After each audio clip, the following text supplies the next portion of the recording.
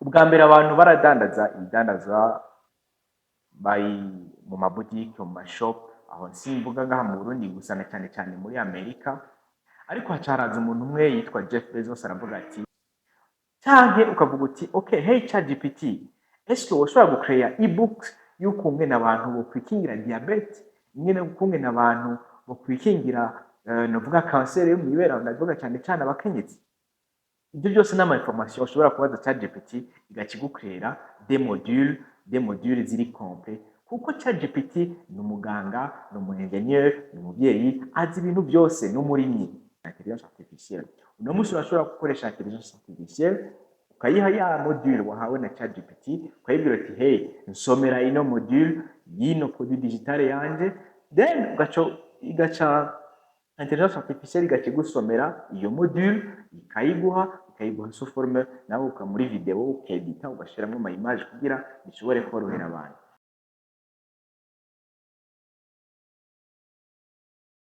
Internet yaravutse, abarundi ntabyo bamenye ngo batangure kuinvestisa hakiri kare. Bitcoin yaravutse, abarundi ntabyo bamenye ngo batangure kuinvestisa hakiri kare. Dropshipping yaravutse, abarundi ntabyo bamenye ngo batangure naho nyine kuinvestisa hakiri kare. So uko kuntu abanyafrika canke abarundi tutamenya ama opportunité bikarangira abazungu aribo bonyine bayaprofise canke bayamenye, bizorangira ryari? So uno munsi guys, tuza kurabira hamwe opportunité ati abantu benshi ndagisubiyemo bataramenya. Iyo nyugiye kuraba imaze kuba beaucoup plus populaire muri Etats-Unis, yatanguye gatonya no kwinjira mu bihugu by'i Burayi, cyane cyane muri monde francophone, aho turavuga nko mu Bufaransa. Gusa still abantu ntayo baramenya.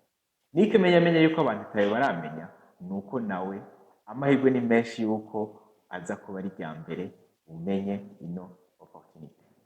So my name is John. Again, ni kuri We Talk Business, aho turabira hamwe ama business wokora en ligne cyangwa physique, cyangwa tugahanahana ibyiyumviro cyane cyane kuri mindset, kugira abantu tubandanye dufashanya mu iterambere, tukagira hamwe umwe wese ashobore gushika ku ndoto ziwe. Utarakora subscribe, make sure you do subscribe. Hama ikiganiro niba gikunda ulakinge, ugishireko aka like, hamuheze ugisangize n'abagenzi bawe. Ntikibujije yuko nihaba inyunganizi cyangwa ufise ikibazo uze kuyisiga muri commentaire. Video y'uno munsi guys irika très intéressant. Make sure yuko uza kuguma ngaha wumvirize gushika ihere, kuko ni opportunité ishobora kuguhindurira ubuzima. Let's go. So kugira ushobore kwitahura, ni opportunité novuga ariho ikivuka. Si ikivuka komteri irashobora kuba imaze nk'imyaka itarenga 10, ariko uno munsi cyangwa muri kino gihe haje no kuvuga updates y'ukuntu isanzwe ikora, kandi ikaba iri un peu démocratisée ku buryo abantu umuntu wese azoshobora kuyikora byoroshe akayiprofita. So reka duhere kuri kahise gatonya. Ubwa mbere abantu baradandaza ibidandazwa bari mu mabutike, mu mashop, aho simvuga ngaha mu Burundi gusa na cyane cyane muri Amerika, ariko hacaraza umuntu umwe yitwa Jeff Bezos aravuga ati no, ko tumaze kuronka internet, reka turabe uburyo abantu boshobora kuza baradandaza bino bigurishwa en ligne, hama bigashobora gushika kure, kandi bagashobora no guprofita kuri marketplace yagutse gusumba aho woja gushinga ibutike canke imagasin yawe mu kibanza kimwe, ukaba wizeye abakiriya bo muri ico gisagara gusa, warengeje akaba ari abo muri ico gihugu gusa.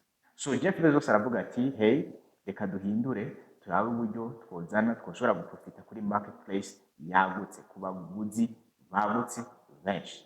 Niko kuca create rero ikigo cyitwa Amazon, benshi muri mwebwe murakizi, aho umuntu ashobora kuja ko n'uno munsi ari mu Burundi akagira amacommande, ikidandazwa kiri muri Amerika, kiri Burayi, kiri mu Bushinwa, hama akagura yashobora kumushikira. Ibyo rero Jeff Bezos akibikora, muri make nta na stock we nashaka yari afise, ahubwo icyo yakoze yakreye infrastructure, aravuga ati okay, reka nkreye nk'isoko, nk'uko twavuga tuti Siyoni yarubatse isoko hama abadandaza baraza barashiramwo ibigurishwa byabo. Niko rero na Jeff Bezos yakoze mu kubaka urubuga rwa Amazon, aho abadandaza baje barashirako, barakreya amakonti, barakreya amabutike yabo, komsa bakaza barashirako amaproduit yabo badandaza, gutyo abantu bagashobora kuyagura vyoroshe. Rero Jeff Bezos yarabikoze, akibitangura abantu benshi ntibabitahura, ariko no kubwira yuko uno munsi abantu bamenye opportunité yo kugurisha kuri Amazon igitangura za 2001, uno munsi barashitse kure cyane. So mu nyuma rero haragiye indi opportunité nayo si yindi yaje, yari yitwa amaproduit digital. Produit digital kugira ushobore kugitahura ni uburyo ushobora kugurisha des informations. Izo information ushobora kuzigurisha mu buryo butandukanye, soit mu mavideo, soit mu ma audio, canke mu bitabo, mu byo bita ama e-books, ni ukuvuga ama electronic books. So rero abantu baratanguye kuza baragurisha des produits digitaux, kandi bagiye gusanga yuko kugurisha des produits digitaux ari byo biri beaucoup plus bénéfique, kuko bifise naho nyene biraprofita kuri marketplace yagutse, ni ukuvuga ku baguzi benshi. Ivyo rero abantu barabikoze gutyo birashobora kubazanira inyungu. So uno munsi rero bitandukanye n'ico gihe amaproduit digital agitangura. Uno munsi hari avantage ikomeye cyane yo gucreya amaproduit digital uno munsi muri kino gihe tugezemwo, cyane muri 2025 no mu yindi myaka igiye kuza. Uno munsi hari avantage yuko dufise intelligence artificielle. Muti intelligence artificielle none ni iki? Abantu benshi ngaha cyane kuri runo rubuga intelligence artificielle murayizi, turayizi, twarayivuze kenshi. Ariko kuri mushasha yoba atayitahura ni iki? Ico kintu ni iki coba caravutse? Intelligence artificielle novuga yuko ni nk'umuntu canke nka ensemble y'abantu afise ama information yose yo kwisi. Ni ukuvuga intelligence artificielle ni umuntu azi ibijanye n'indwara, azi ibijanye n'ibiterwa, azi ingene ushobora novuga gukora akazi kawe neza, ashobora kuguhanura mu bintu byinshi. Novuga ni wa muntu afise ubumenyi bwose, ndavuga ubumenyi technique n'ubumenyi intellectuel bwose bushobora kubaho kwisi. So rero bitandukanye cyane na kera abantu bagitangura gukaya amaproduit digital, ndavuga mu myaka 10 iri inyuma, wasanga kugira umuntu akreye produit digital yiwe, reka ntanga akarorero, dufate nk'umuntu avuze ati okay, reka nigisha abantu ingene boza barivura bokira nerf sciatique. Na karorero babona abantu bageze mu za bukuru barakunze kugwara nerf sciatique, akavuga ati okay, reka rero nigisha abantu uburyo boza barigabanura ububabare, ingene boza barivura canke baye ngombwa kugira baleje ama souffrance. Umuntu rero yakrea iyo produit digital, agakrea dufate video yexplica iyo produit digital, cyangwa agakrea nk'igitabo cyexplica ingene yo kwivura nerf sciatique. Uyo muntu kugira ashobore kwandika ico gitabo cyangwa kugira ashobore gukrea iyo video abisigura, yari wa muntu ategereza kuba bifisemo ubumenyi, aho ashatse kuvuga yategereza kuba ari umuganga yavyigiye imyaka n'imyaka.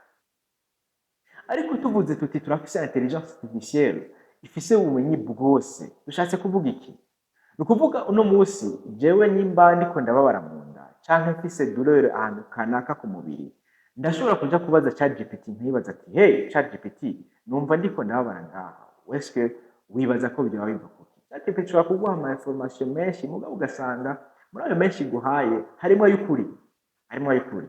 So bisigura rero ntibyabaye ngombwa ko nja ku muganga, ntibyabaye ngombwa ko nja kuri wa muntu yavyigiye imyaka n'imyaka ishika kuri 7 canke 9, ahubwo nifashishije ya intelligence artificielle sanzwe ngendana muri telefoni yanje buri munsi. So rero no munsi umuntu avuze ati reka nkore produit digital isigurira abantu ingene bo kwivura nerf sciatique canke ingene bokoresha ama souffrance, nshobora kuja kuri ChatGPT nkayibwira hey ChatGPT, ko nzuzi byose, eske ntiwoshobora gukrea produit digital, aho ndavuga nka module y'igitabo canke e-book nosigurira abantu canke yosigurira abantu ingene boza bararuja amasifrance kuri nerf sciatique, canke ukavuga uti okay, hey ChatGPT, eske woshobora gucreya ebooks y'ukungene abantu bokwikingira diabete, ingene ukungene abantu bokwikingira novuga kanseri yo mw'ibere, ndavuga cane cane abakenyezi. Ibyo byose ni ama information ushobora kubaza ChatGPT igaca igucreera des modules ziri complet, kuko ChatGPT ni umuganga, ni umu ingénieur, ni umuvyeyi, azi ibintu byose, ni umurimyi. Mu gihe rero abizi byose, twebwe turashobora kumuprofita tukamwaka une partie y'ubwo bumenyi afise, tugashobora kuyigurisha. Arivyo vyahora bikorwa kera, kuko kera umuntu akeneye kugurisha produit digital kanaka yategerezwa kuba abifisemwo ubumenyi. Ariko uno munsi dufise ubumenyi bwose mu matelefone yacu, dufise ubumenyi bwose mu mifuko yacu.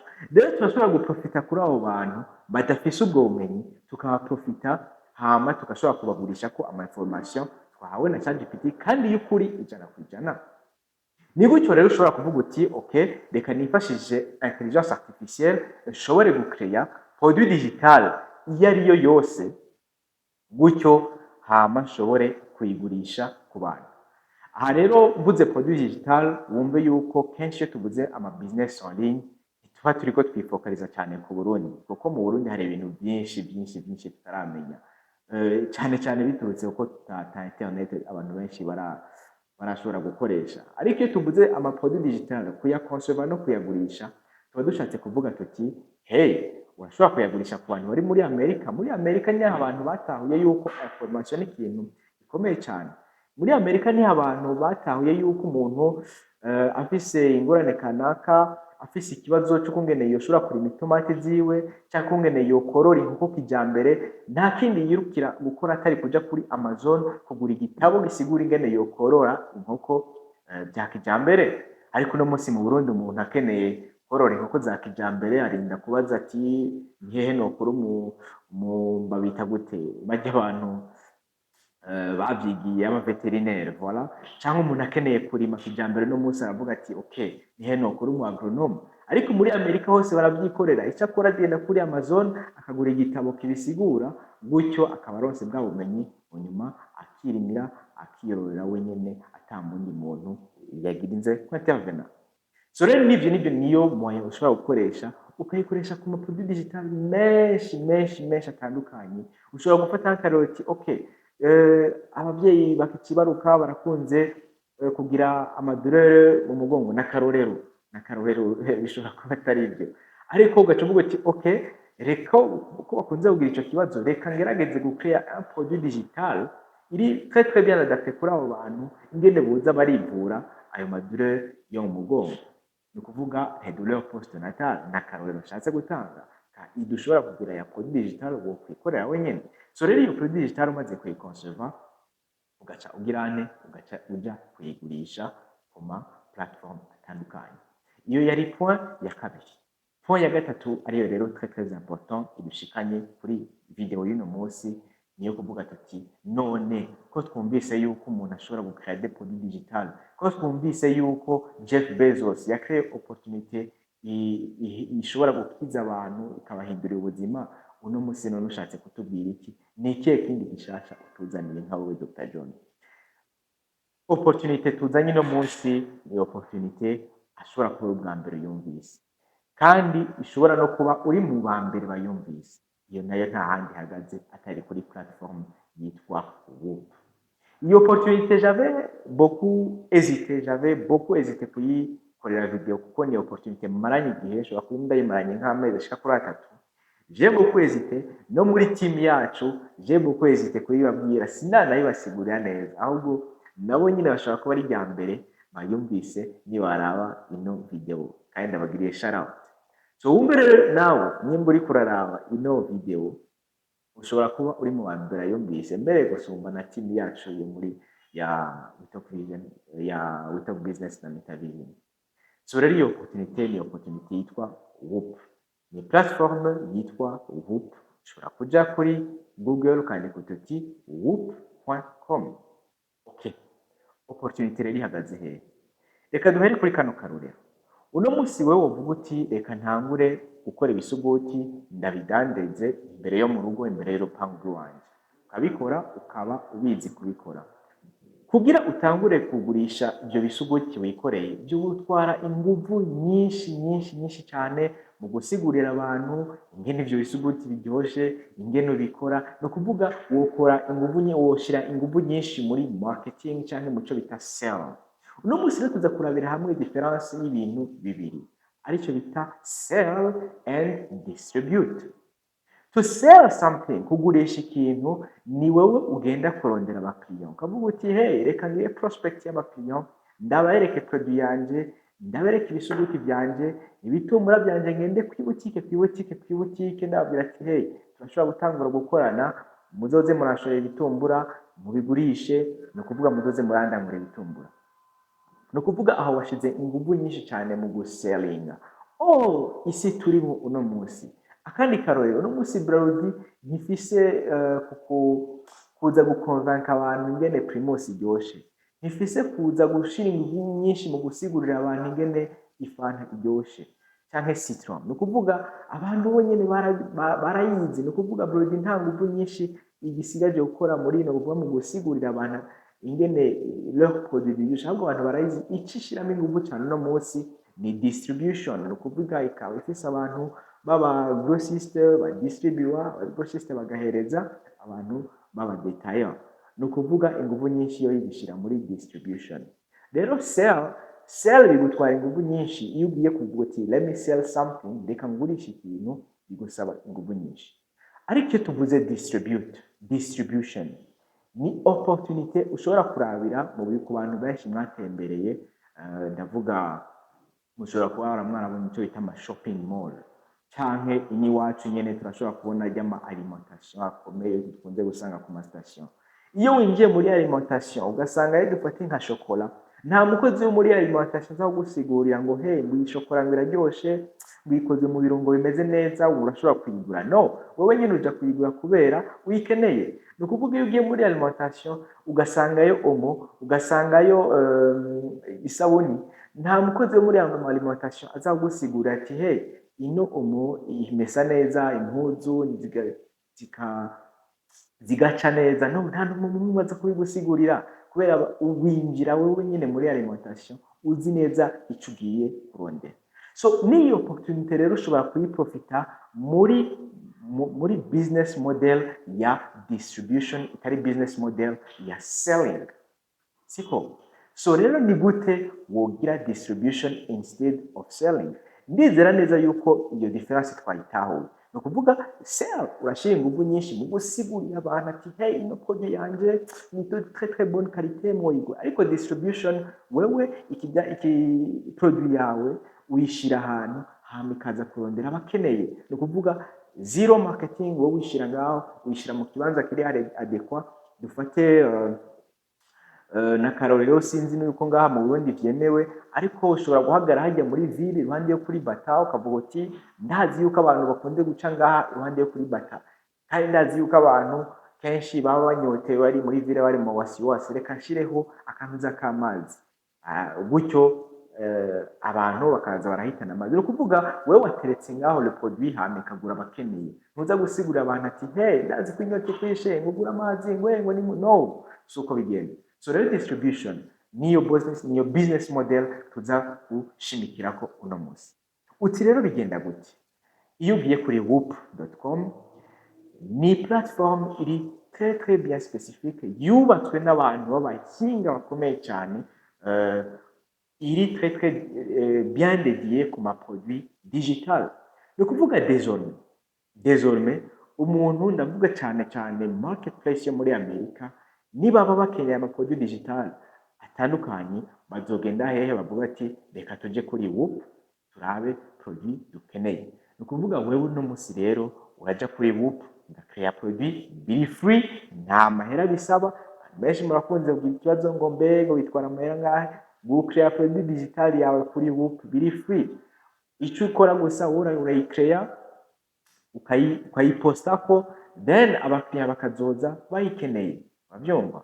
Nuko rero wagenda kuri Whoop ugakrea, abantu baraza bakarondera ama produit digital atandukanye, bakarondera ama produit digital ati hey, ni gute no notera itomati zanje neza mu gihe ca hiver, ni gute no kwirinda sinzi norinda inswa inzu yanje.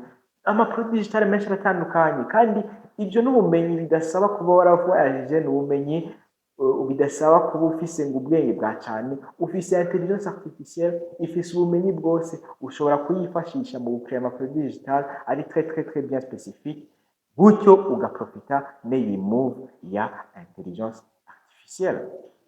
Rero iyo ugiye kuri Whoop urashirako produit yawe ukayiposta, abakiriya bakazoza bakugana mu gihe bakeneye iyo produit yawe. Again, uti none nobigenza gute? Genda ukreye produit digital yiwawe, uyishire kuri Whoop, wifashishe ChatGPT mu gukrea ama module. Hari uburyo bune ushobora kuyikreamo. Soit urakreye ebook, no kuvuga ni igitabo kiri electronique, canke urakreye ama video. Two ways. Way ya mbere ebook twabonye ukuntu ushobora kugenda. Way ya kabiri naho mu gukrea de video naho nyine wifashisha intelligence artificielle, hakaba hariho uburyo bune ushobora kuyikoramo. One, ushobora kuvuga uti reka nkreye un module nifashishije intelligence artificielle, hama natse imashini, natse kamera, nje kuri video nsigure ibintu ndiko nasoma muri iyo module nahawe na ChatGPT. Ubwo n'uburyo bwa mbere. Uburyo bwa kabiri ushobora kuvuga uti hey, reka sinerekane visage yanje, ahubwo ijwi ryanje aba ariryo risohoka, sino muri video haguma harengana yandi ma image mugabo ntagaragara. Nabwo nyene ushobora kubikora. Number 3, ushobora kuvuga uti okay, jewe sinkeneye kugaragara, sinkeneye no kuvuga mu ijwi ryanje, reka nifashishe intelligence artificielle. Uno musi urashobora gukoresha intelligence artificielle ukayiha ya module wahawe na ChatGPT, ukayibwira ati hey, nsomera ino module y'ino produit digital yanje, then igaca intelligence artificielle igaca igusomera iyo module, ikayiguha sous forme nawe muri video ukedita ugashiramwo ama image kugira bishobore korohera abantu. Iyindi moyeno ya kane, ushobora kugira ukoresha umuntu wa AI, ugakoreshwa n'ijwi rya AI. Byose birashoboka, bigasoma AI akaba ari bisoma ya module wahawe na ChatGPT, wahawe na intelligence artificielle. So guys, uti none ni gute nokora ijwi canke video canke image y'umuntu wa intelligence artificielle? Nyine wobikora, genda ku masite, hariho Heygen, hariho 11 Labs, nizo n'izindi nyinshi, gusa izo nizo ushobora kwifashisha. So guys, voilà, c'est ça l'opportunité. N'hésite pas kugira ama commentaire, n'hésite pas kubaza ikibazo ushaka. Again, muri commentaire uza gusangaho groupe ya community yacu nini cyane y'abantu badukunda kandi natwe dukunda. Again, urashobora kwinjira muri groupe ya WhatsApp, uza gusanga link muri description. Ntama ntibibagire kugira like n'ikiganiro gisangize n'abandi. Ukaba uri mushasha naho, hey, don't hesitate to subscribe.